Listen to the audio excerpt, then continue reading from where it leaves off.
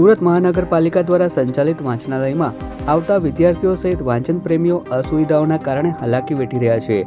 વિકસિત શહેરની આ લાઇબ્રેરીમાં ખુરશીઓ પણ તૂટેલી હાલતમાં હોવાના કારણે વિદ્યાર્થીઓ નીચે બેસીને વાંચવા માટે મજબૂર બન્યા છે। જાણવા મળ્યા મુજબ લાઇબ્રેરીમાં 50થી વધુ ખુરશી છે, પરંતુ તેમાંથી 30 ખુરશી તૂટેલી અવસ્થામાં હોવાનું જાણવા મળ્યું છે। જ્યારે પીવા માટે મીઠા પાણીની સગવડ અને તાપમાં તપતા ધાબા ઉપર ફ્લોરિંગ કરવામાં આવે તેવી માંગ ઉઠી છે।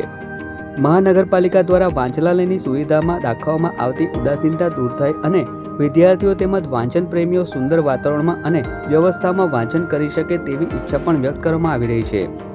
અહીંયા છેલ્લા 1 વર્ષથી ખુરશીની અછત છે, તૂટેલી છે। ઘણા છોકરાઓ અત્યારે ગવર્મેન્ટ એક્ઝામની તૈયારી કરે છે, સીએના સ્ટુડન્ટ આવે, 10મા 12માની એક્ઝામ હોય આવે।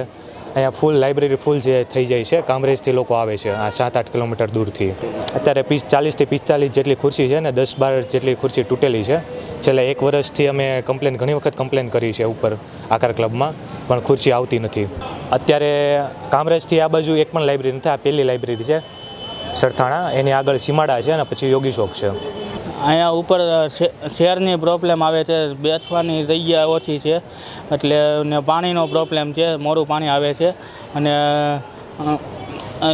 10મા 12માવાળા આવે ત્યારે ટ્રાફિક બહુ થાય છે અને ઘણા એમને પાછા વહી જાય છે ને જગ્યા ઓછી એટલે ઉપર માળનું એક ને ધર્મીની પ્રોબ્લેમ છે ઘણો, એમ ઉપરથી ચડતાનો તપેટ એટલે